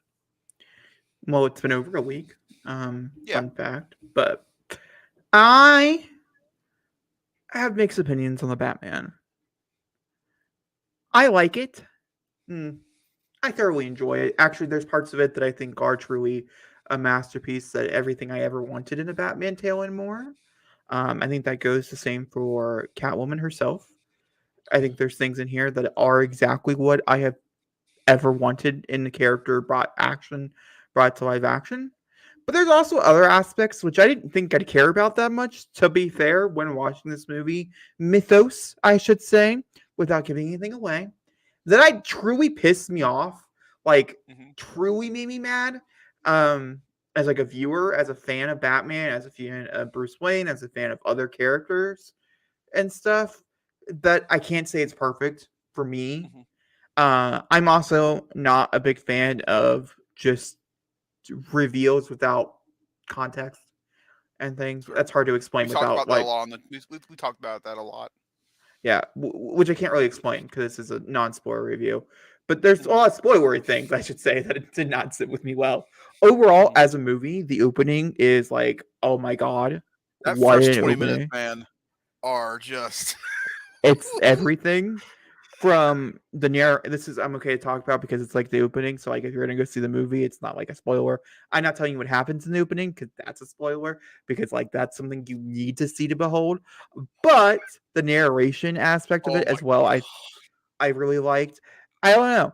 I do have to agree with a lot of people, and I do understand exactly where you're coming from, and that's basically been my stance as well, is that this is not Bruce Wayne. This is not his story. This is the Batman story. I think that's why, and I think this was said in the trailer, so I'm okay with saying this as well. That's why he says he's Vengeance and not, Batman or Bruce Wayne. Either of those names are not really used in this movie very often. Bruce Wayne is used outside of the actual character, but not with the character at all. Which is really interesting, and I think that's something to keep it very disconnected. I think also something else to keep in mind is that this is a different take of Bruce Wayne than anything else we've ever seen. This is something completely new. Literally something completely new. Matt Reeves was like, I want to do like an in-house rocker. And like he accomplished exactly what he wanted to do in that regard. This is the perfect person to play that. Exactly. And so I think in that regard, I think it's great. But also, and the opposite, of that is the simple fact that I think it should have been done better, shown better that that's what they were trying to do. I know that wasn't the object of this movie, and that's perfectly fine. But I think some of the backlash to Bruce Wayne and like he's not like whatever it might be on the line, I think could have been handled better in that regard. I don't know how you would do it in this movie. It's so jack full of things. So like I think this is something I can say when we watched the movie for the first time. So much stuff was happening. I was like, wow, these 3 hours really just pushed it along really fast. And I looked down at the time, it's only been an hour. If that gives you any idea of the type of experience you're going to get, I do think it moves very quickly, but very briskly, but also in a way that I think it stays where it needs to, but also it breathes without breathing, which is a beauty to behold. That's why the editing in this movie is so damn good. The script is also really well used in elements, not in every element. Honestly, in my opinion, I think the script was partially the problem with a lot of my issues because they relied too heavily on it in certain elements. I think certain elements they needed a much more of a visual flair to it, and I don't think that element was there. And also, I do think some people were miscast. I can't talk about those people here, as there really are like triple, like they're like third dare characters. They're not even like in the top casting type of thing. Some of them might be in future installments, and we'll see how that goes. That's all I'm going to say for that. With Robert Pattinson, he is Batman. I mean, I feel very strongly about that, without a doubt. Zoe Kravitz is Catwoman. I feel very strongly about that as well. And Penguin is great. I don't think he's Oscar worthy great, but I do think he's great, in my opinion. That could have been Zachary versus Zachary. I don't know, but in my no, that's you. And I did really enjoy the movie. I think I gave it like an 8.5 out of 10, maybe a 9 out of 10. I think it was probably a 9 out of 10. I think is what it was. What about the And we'll Riddler? see. Without, just talk about Paul Dano and don't talk about the character itself. I really liked what Paul Dano did with what he was given. And that's all I'll say. Okay. I liked what he did. He's a phenomenal actor. He's a night and day. Just to point that one out there for anybody. Phenomenal movie. Only underrated, but it's whatever. And he plays a big role in that, actually. I don't know. It's like I said, it's such a mixed bag for me personally. There's so much here that I like, and I'm really excited to see it again. I think this is one of those movies that I need to see like 12 times, and then I can give you like a verdict, which is really weird. Normally I'm the direct opposite, like, oh my God, can't see that again. But this is not one of those movies. This is one of those movies where it's like, yeah, okay. Yeah, I get it. We should probably go see you like 5 or 6 more times, and then I can like actually talk about it. Because with the first time, it's 3 hours long. It's just like Endgame. It's a lot to process by the end. It's a lot to process, and my life has been a lot to process here lately. So like, it's just been a lot on all 4 cylinders. And that's my opinion on Batman. I really enjoyed it. I'm really happy I got to see it. I will be seeing it again on Friday with a few of my other. It exists. I am so happy. I mean, here's the thing. I said earlier, I'm ready for them just to like say fuck it. This is the new DCEU. You know what I mean? This is where I'm at. This was so well done. So much better than anything but the Joker. And I feel confident. Like, we have Zack Snyder's Justice League, phenomenal. The original Wonder Woman 2017, up until the third act, it's pretty good. Actually, let's be honest with you, the third act I think grows on you with each viewing. So like, I'm over it by this point. So like, I think the third act's fine. So like, the original Wonder Woman, yeah, I like it. Aquaman, it's not as fun. It gets better with each viewing for me. Oh, see, I'm the opposite. The less I watch it, the better. But that's fine. Suicide Squad, both of them suck. And Birds of Prey, sorry, also kind of sucked. Like, the opening's iconic, but that's about it. That's all it's got going for it. Joker is a masterpiece. It's a 10 out of 10 best film. Man of Steel's great too. Oh, Man of Steel's trash, and no one ever took a salt. Yeah, like, there's a big shit on that one. Can I just say, this is the most non-divisive DC movie again? You can't forget about that character. Yeah, and I don't know. I don't know. DC really fucked themselves, and every time they get a Also, win, they fuck themselves more. the So other thing I can say is that the two most successful DC films currently both involve a Batman character. they I mean, also both are counted as Elseworld projects, which I think DC, that look just at says a it lot. Like, I feel like you just need to take a step back and be like, oh, and wait, really is look at there your a... stuff and go, does it need to be connected? Does it? Yes, I do think it needs to be connected if you're trying to build it. If DC wants to sustain itself, I do agree. I think it does need to be connected. I think it's just... No. No. I think Here's I, the... I think the $1 billion on Joker and how well this movie is doing says you don't need to be connected. I disagree with you 110%. I think the showing of the other movies not being connected shows you why they do. But that's just me. Also, here's the problem. Marvel has a formula. That formula, hate it or not, tends to succeed. Works. It works. DC does not have a formula. They're like, what can I throw at the wall? Will it stick? Oh, that sticks. Okay, good. And so it does not work. Moral of the story. I think... And see, here's the problem, because I was about to be like, maybe they should have more control over it. Like the Batman has a lot of control, self-control. But Matt Reeves is a very big part of that. And I was about to say, be like, maybe it should be more controlled over the directors. Obviously, historically, that went bad. But like, also, historically, that went bad for a different reason. We have Zack Snyder's historically went bad, but we also have Patty Jenkins' too much control. Yeah. Yeah, Matt Reeves, who I think basically had complete control over this, who understood the property, and so it was fine. Understood it a lot better than I thought he did. And then To you be also fair. have things like, well, and you also have things like Birds of Prey, which we've talked about, that where it was given where Too an much control over actor the was given too star. much Yeah, control over the character because for sure. she felt like she knew the character so well she could do a movie for it. When in Also, reality, our problem with Birds of Prey is the fact that they give too control over an actor who did not want to share the screen with anybody bigger than her, and that ended up hurting the film tremendously. If you have we have all actors who are about the same caliber, like the Batman, you can't expect anything more. Except greatness. But if you have Margot Robbie and actors that are below her, then you're going to expect not greatness. And that's the other thing I love about the Batman, though, is that Colin Farrell is probably the biggest name of everybody, and he was still just willing to just work with everyone and not share anything, like not be like it was his movie. He shared screen with same thing with Paul Dano. They all worked well together. They all meshed well. It's funny. It was a good ensemble. Yeah, I mean, it is a good ensemble. I would say Robert Pattinson is the biggest name on the Batman. I think if you ask a random stranger on the street, do you know Paul Dano, Colin Farrell, Robert Pattinson? They're going to choose Robert Pattinson, is what my opinion is. If we're going to go start like, but you understand what I mean, people. though. I do agree. I think they're all at the same level, though. And I'm not talking about like caliber of acting. I'm just talking about like level in like Hollywood.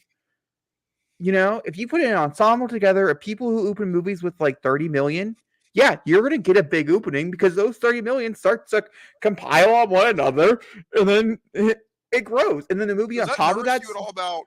Does that nervous you all about Barbie at all?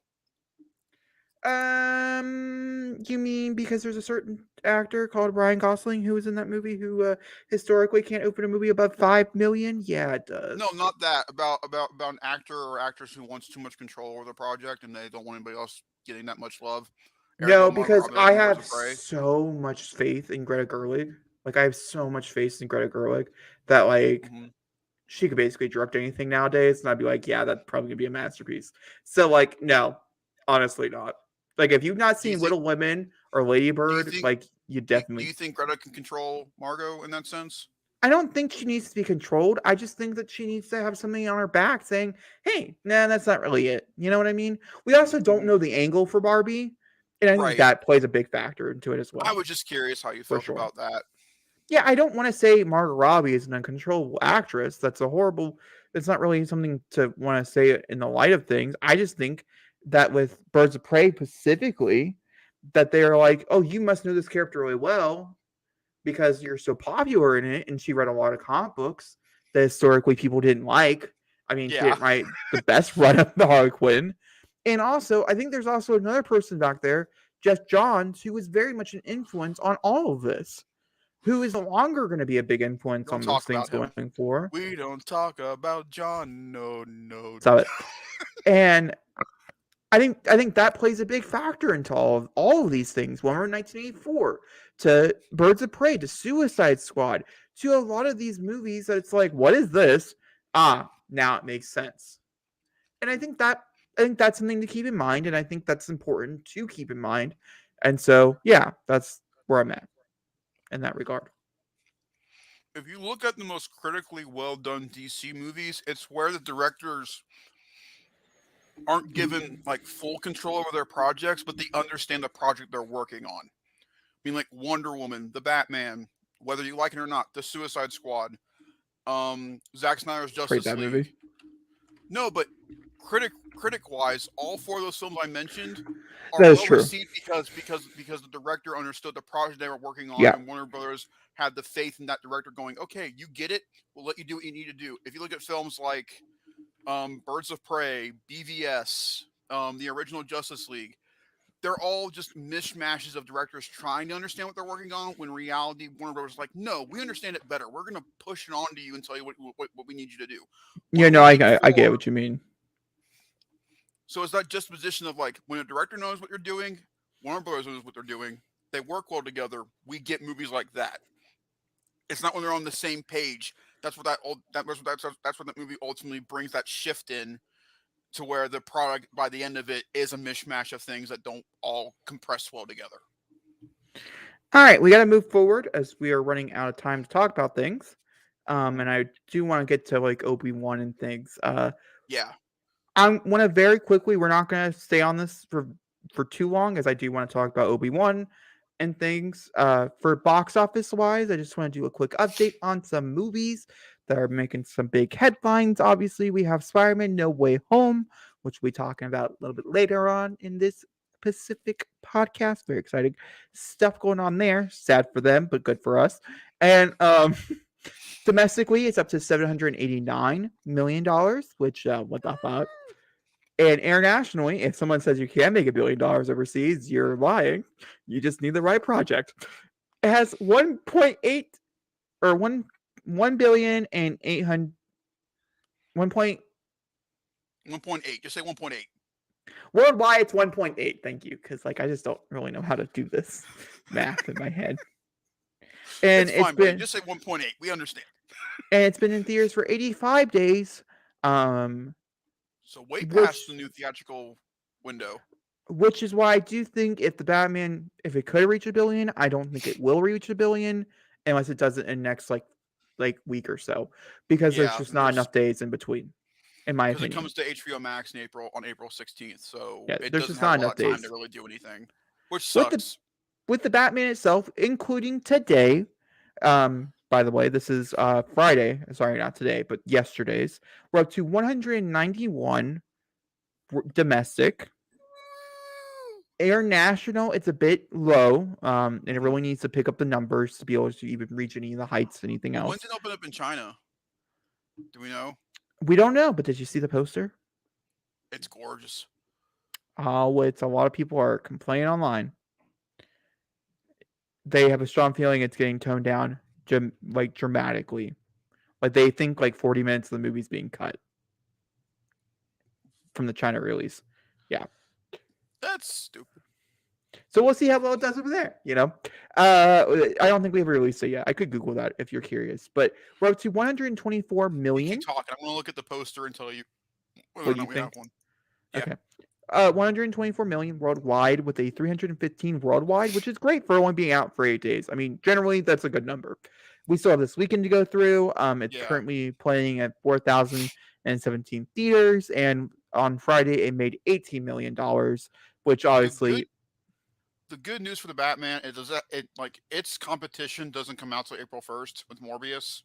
So right now it's pretty much got all of March. I mean, we'll talk about and approve or disapprove, but I do think there's a Paramount movie that could throw up a storm. But that's just me. I do, which we can talk about when we get there. Like I said, I'm trying to do this in a fast pace so we can get there. Moral story. Sorry for these last few projects. We just ended up talking a lot about like release dates and things for a longer amount of time than we probably should have, but that's fine. It's okay. No problems there. All right, for trailer breakdown, Zachary, do you have any opinions about the box office? Sorry, I ran I'm through very that. no. I'm very happy for both films we talked about. I'm really happy Spider-Man did what it did. I'm happy that it was what movie theaters needed to keep going, and I'm really glad the Batman shows that people are still willing to come out in droves to go see a movie in theaters. And I really think this year between Jurassic World, Black Adam, all these big filled films, I think 2022 will be the year that people get a little bit more comfortable going back into theaters. So by the time we get to Avatar 2, there's a good chance we could get back to kind of a normalcy number by the end of the year. I really Yeah, I do. do have a strong feeling. I have a really I'm strong so feeling that the first movie that could open with like a 2 or 3 in front of it, like million, like 200 or 300 million, will be Doctor Strange 2. I do have a strong feeling for that. Yeah.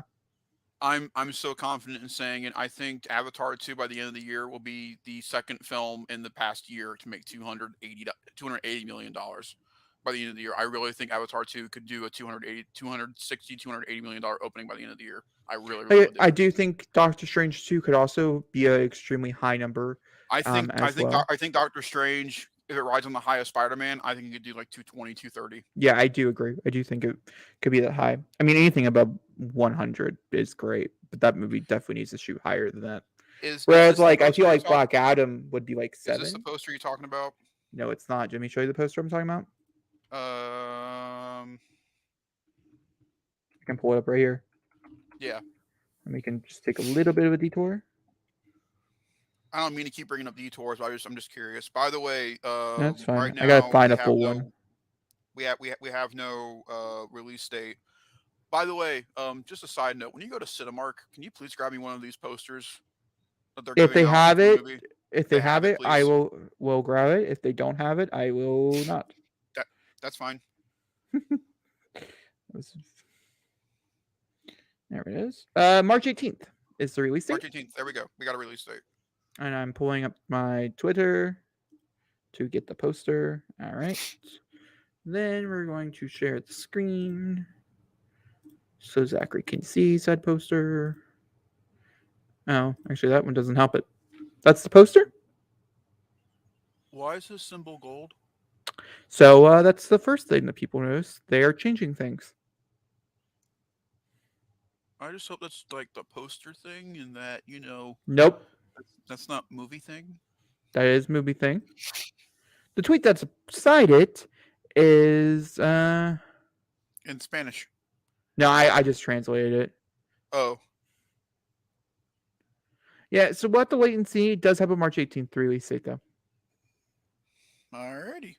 All I know is that whatever, even if the changes hurt the film in China, it's still going to add to the overall box office. So it's still a good thing. Yeah, I mean, Whether hopefully people it's see it is the moral of the yeah, story of that one. All right, that's that. I was curious. I was curious about your opinion. I forgot about because that's a more of a traditional Batman suit than the Batman suit that we got in our. no, it's still the same. It's just the symbol's gold. It's Well, they the same suit. also try to make it look like it's not a weapon. I heard that they're going to try to tone down all the Riddler scenes in the entire movie, and what they stand for, Well, and everything else like you that, also have to which makes remember, sense for China. on China's point of view, they're more like crazy action, yada yada yada, Well, and they're also extreme censorship, and if you put a yeah, movie about a guy who can rally together 500 people and things like that, yeah. that's a spoiler. Sorry, I No, didn't mean to. I no, was it's just not a talking about it. spoiler. Okay, I was trying to be vague. You know No, me. no, you're fine. All right, let's Zachary. I want to know your obviously my opinions about Obi-Wan. It looks really cool. I'm excited for Jedi's. That's really all I have. So Zachary, tell me your opinions about Obi-Wan. I can't without crying.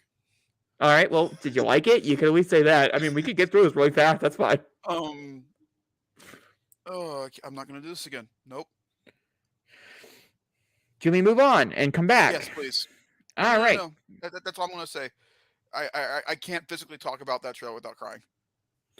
All right. I'm just gonna run through a few quick ones, and you're just gonna tell me if you thought it looked good or if you thought it looked bad. Some of these are a little bit older, so yeah. That's fine. So yeah, just kind of bringing people back up to date. So Jurassic World Dominion. Did you think it Made me looked cry. good? That's great. Wow, this is gonna be a common friend. I don't know. Doctor Strange is the Multiverse of Madness. Maybe blubber. Oh my god, I know. I cried my eyes out. I'm right there with you. 110%. Terrifyingly sad. It was so good. It was so Elvis. good. Huh? Elvis? Elvis. Too long. Trailer was too long. I thought I got the premise about halfway through its trailer. It All looks right. good though. Bullet Train. Looks fucking nuts, and I can't wait to watch it. I'm realizing I'm not putting any of my opinions in this. Let me go backwards for a second. Jurassic World please. Dominion. I'm excited for it. Do I wish Chris Pratt was not the lead? Of course. Is he? That's fine. It is what it is. I like the first two too much that I don't care. And I will definitely be seeing that opening weekend. Probably multiple times. I have a strong feeling I'll probably see it like 2 or 3 times. Jurassic World Fallen Kingdom is my favorite Jurassic World movie. Jurassic Park movie. It's the trio, man. For me, it's that trio. Seeing them on screen together. By the way, I've said this so many times, but I'll say it again. Jurassic Park did something Star Wars couldn't. That's all I'll say. We'll see though. Jacob, they're on screen together, all 3 of them. Star Wars didn't do that. We'll see. Doctor Strange and the Multiverse of Madness. Obviously, we'll see. Why are you fighting me? We'll see. They're in the trailer together, all 3 of them. Why are you fighting me? We'll see. Doctor Strange and the Multiverse of Madness made me cry. Like literally made me cry. Everything I've seen for it made me cry. There's not a moment. I'm going to be a blubbery mess, and that's fine. And I've accepted that fate. Bullet Train, I did not expect it to be a comedy, and I think that was my biggest takeaway. So funny. Like out of everything, I think that was my biggest takeaway from that trailer. Is that like, am I laughing right now? Did you know Brad Pitt was a comedian? Because I didn't. Because he looks great in this and The Lost Goal. He looks great in both. Yeah, I did know he was a comedian, but that's okay. Elvis, I also think looks phenomenal. I think by the end of the trailer, I also cried. The line about him. There's a certain scene when he's in the limo talking to himself that just made me go, oh. The line where he's like, in 40 years, I don't even think I'm going to remember it or something like that. And it's true. Like, dude, that's not even remotely true. No, it is true. A lot of people don't know who Elvis is. And that's so fucking sad. If we believe everything what he's about, is it good or bad? It's a whole mixed bag, you know? It depends on what media you follow. Morbius. The newest trailer? Yes, obviously the final trailer. That's the same. Honestly, absolutely though, hated it because it felt more like a Adrian Toomes trailer than the Morbius trailer. It was so focused on Michael Keaton, they forgot that Jared Leto was in the movie. I did like the fact that they're adding Matt Smith to the campaign. I like that. So am I, but again, it felt more like a Michael Keaton project than a Jared Leto project. He is the big villain of the movie, so I do like the fact of like just advertising him just a bit smidge. That's good. Fantastic Beasts and the Secrets of Dumbledore. Why am I asking you? Let's move on. I don't care. I know. You've not seen this. I don't know why I asked you. Truly have no clue. It's fine. For me personally, I really am just gonna wait for reviews. You know, if it's not horribly reviewed, maybe I'll see it on a second weekend. I will say this: I think it's or maybe I'll watch it on. I think it's a very well edited trailer, and it pulls at your heartstrings at the beginning, showing Dumbledore from Harry Potter, which I think is cheating. But you know, I can't really say that because Star Wars just cheated the fuck out of itself, and it's completely fine with me. I will say, Fantastic Beasts and Secrets of Dumbledore looks like a great HBO Max movie. I completely agree. So that's where I'm at. Listen, let's see. I will say this: Mads Mikkelsen looks like he's giving it his all, and to me, that's always what Mads Mikkelsen does. So he's not giving his all. Do you want to know why? If I don't feel queer tension, he's not giving his all. And I didn't feel queer tension. He's working with what he's got. Better. I have lots of thoughts and opinions, and like I said, I'll wait for reviews before I can give those. And honestly, I won't talk if the movie's bad or not if I don't go see it. I'm not that type of person. The second one was bad. I will go see. I am going to try to go see this one because I didn't see the second one. I'm going to try to put my feelings about the certain person around this series aside just to go watch it. If it's a good movie. I can't. It's going to be really hard to do. I'm not giving this shit money. I'm sorry. I can't do it. However, I will be playing Hogwarts Legacy because I just found out she has nothing to do with the game. She has nothing to do with it. Yeah, but she'll probably... No, she has nothing to do with it. It's an original idea from Warner Brothers Games. Here's the thing. If you buy it, I didn't spend money for it, which means I can technically play it. So, like, it works out in my favor. So you'll be able to play it. But she has nothing to do with it. She didn't write anything for it at all. Either way, did you watch the trailer for The Bubble? Jacob, I watched 2 seconds and turned it off. That movie looks fucking terrible. People know Well, this about me. I am not a Judd Apatow fan at all. I think his movies are over bloated, over scripted, and overacted on every sense and scale. The only movie I like from him is The 40-Year-Old Virgin. The rest of them are utter crap. And uh, so that's I just me. It does not look good to me at all. don't agree with this at all. I think it looks absolutely amazing. I cannot wait for it. I can personally say I think between both politically active films, between this and Don't Look Up was a better movie just from This is not a film political wise. movie. Are you kidding me? It's not. I mean, it has to talk about COVID sets, but that's about it. It's not a political movie. It's not. You watch 2 seconds of a trailer. It's I'm not. kidding. I But watched the entire thing and it's stupid. that's okay. I think it looks great. I cannot wait to watch it. I'm gonna have such a good time. I am a fan of Judd Apatow movies, I know and who's I've gonna watch it. enjoyed, He's sitting out there in the living room. I know who's gonna and watch it. we've enjoyed every single one of them. So Yep. yeah, the Batman trailer for the DC League of Super Pets. Listen, is it cool having Keanu Reeves as Batman? Absolutely. Does the movie still look like shit? Absolutely. So I have no interest. I'm actually looking forward to that one. Can't wait to take River to go see it. I think it's gonna be a River's fun gonna time. love it. I think it looks absolutely stupid. Did you watch Deep Waters trailer? Yes, I did.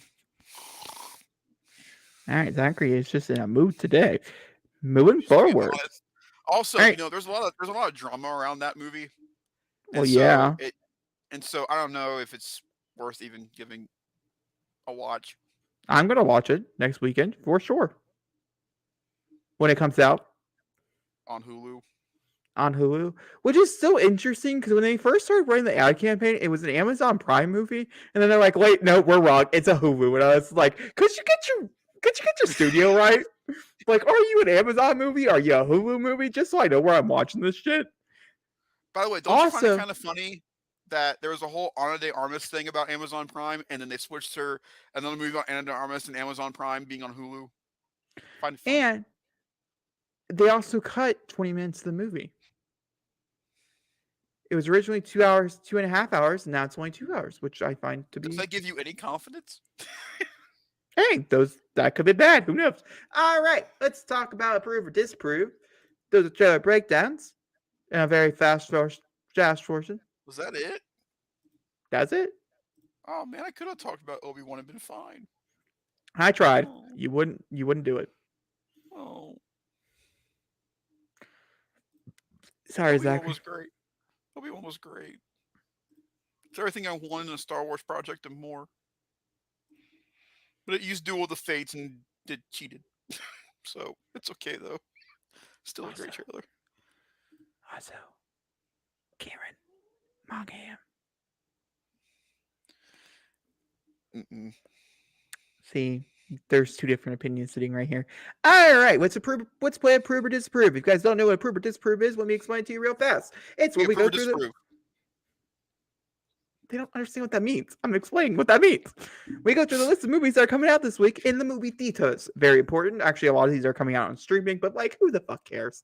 And we are going to approve, disapprove, or meh. We're only going to talk about the ones that actually have a meaning to them. Obviously, all these movies had a meaning. Unless we find a weird one, then we go off tangent. That is true. There's a movie about a cow coming up that I'm sure we're going to watch the trailer for eventually. But that's besides the point. If you never saw our first episode of this show, we talked about a movie about a toilet for about an hour. It was a good time. It was a good time. All right, we are going to talk about approve or disapprove, starting with the Batman, Zachary. I think we can all agree of our opinions about the Batman. If I had 4 thumbs, I give it 4 thumbs. I'll give it 2 big thumbs and 2 big toes. Thank God his toes were not on the camera. One, he should have people pay for that shit. For 2. All right, moving forward. March 11th literally has nothing. Truly, this is all streaming. Not a single release for the app. Which means the Batman can strive. I am looking forward to watching Gold, though, on a side note. But, like, that's going to be at a home experience. So, Moving on. March 18th, we finally have new pictures to talk about. So, we have Guy Ritchie's brand new Operation Fortune, which got moved here from January, and yet no one has publicized that it's still here. So, like, that's fun. Is it still here, or did they get moved back to May? Let's find out together. Why don't we? It just says expected 2022, which means it's probably not coming out this weekend. Let's ignore that it exists and move on to X. So I was about to tell you, what the hell is that movie? Oh my god, it looks phenomenal. On a side note, like, truly, when it does actually come out, it's gonna be a great time. But like, I have no idea what that is. it's Jason Statham's new Guy Ritchie film. I mean, truly, that's what it is. They probably filmed the last two back to back. Still looks good though. We have X. Zachary, do you approve or disapprove X? So excited. I'm very nervous. I'm very anxious. I'm going to be shaking the whole time, but I'll be there. That's for sure. Needless to say, I'm going to be trying to see a lot of A24 films this year. I'm going to let you see this one first before I even try to go see this. To let me know whether or not I should go watch this in the theater. This is probably going to be a strong old no for Zachary, but that's okay. I am going to go experience by myself, and that makes me a little bit nervous inside, but that's fine. But still, still be in the theater full of people, though. I know. Watching what happens in this film. Uma. Yep. In case I did not know, this is about porn. That's all I'll say. Porn with Brittany Snow. Okay, Sandra Oh's Uma. It's another horror film. Zachary probably didn't watch the trailer for this. He probably has no idea what this is.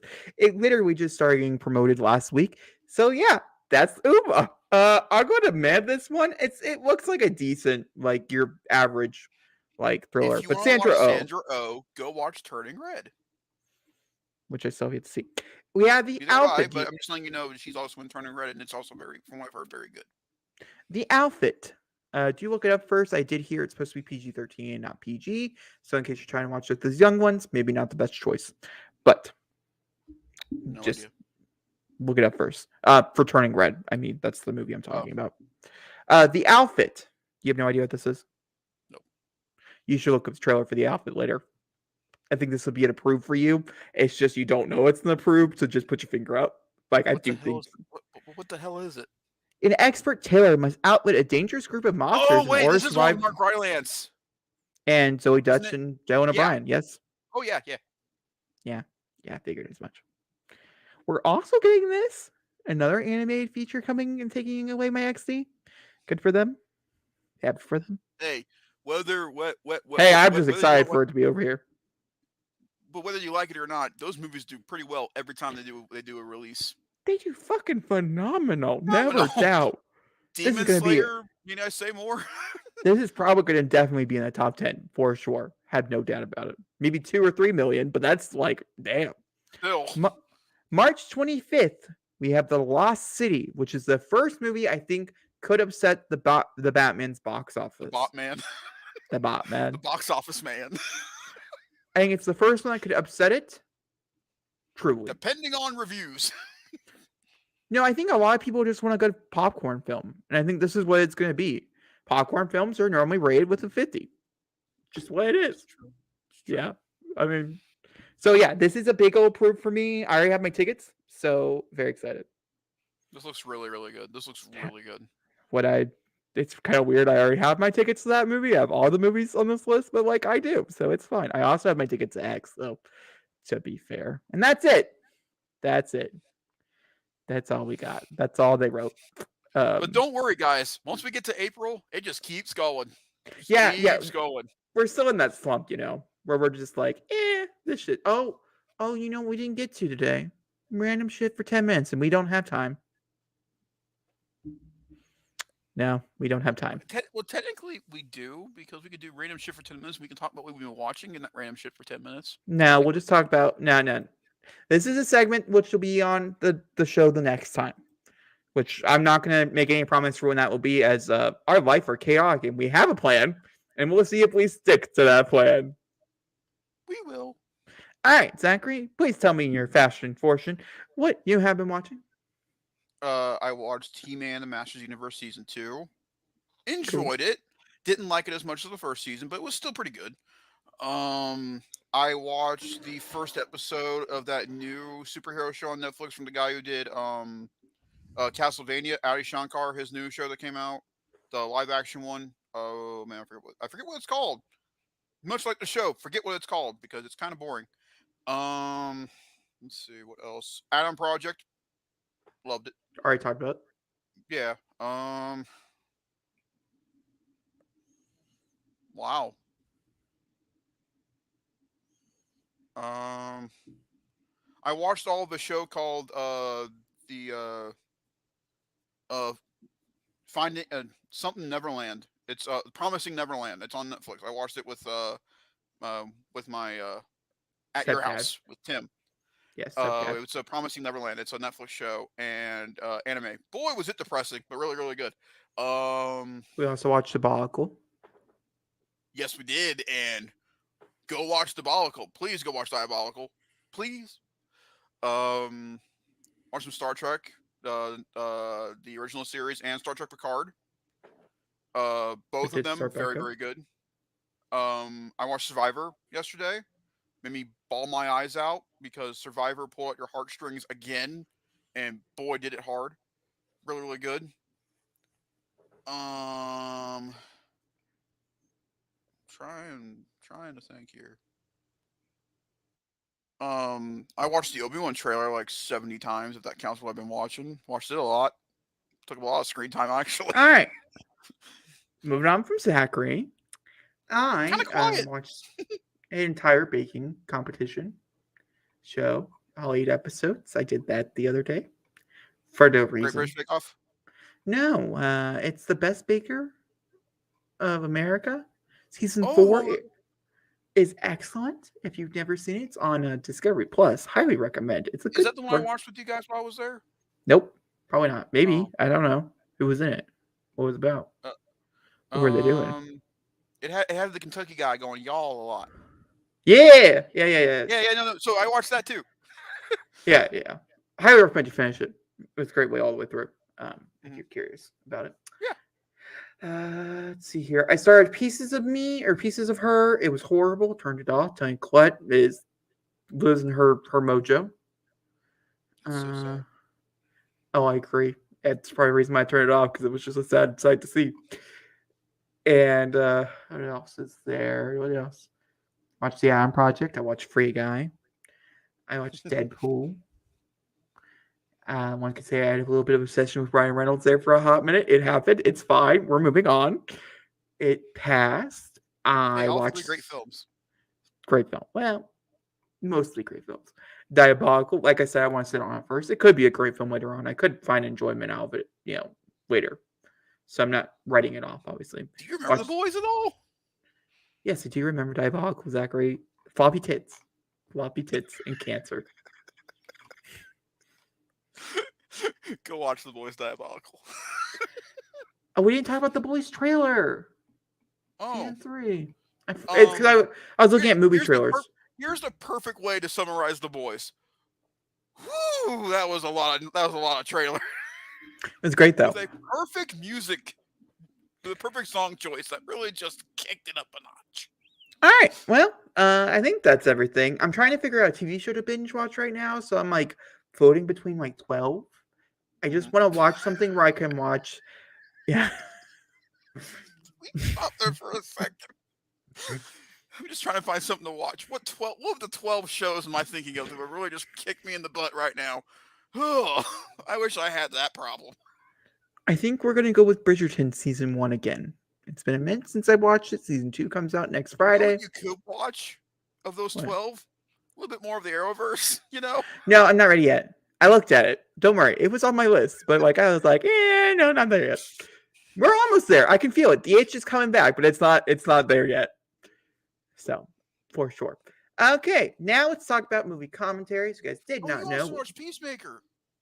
Oh, I did, but I was talking about things I enjoyed.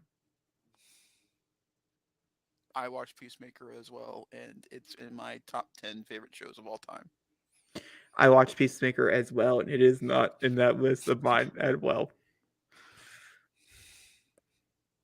Commentaries. Ah, yes, movie commentaries. What are we watching? Oh, that's right. I had to think about it. On Tuesday. You had to think about it? To be fair, I'm excited for it, but also it's like another Spider-Man movie. Just kidding. Just kidding. We are watching Spider-Man No Way Home and ruining the experience by watching it on a small screen.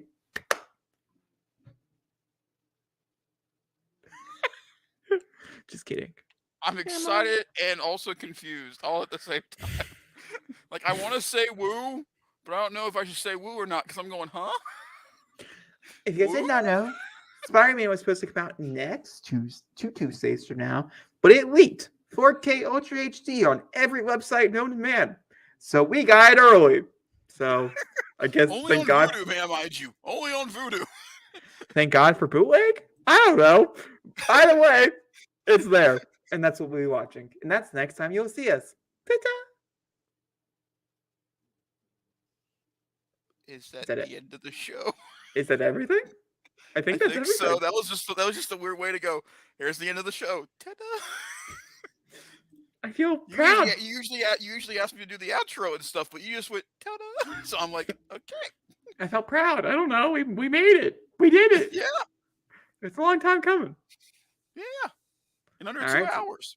Zachary, is it? If you continue talking, maybe not. Like, rate, subscribe. Make sure to follow us on all of our audio forums and make sure to catch us out for the possible Oscars combinations and live talk. When we do it later this month in March.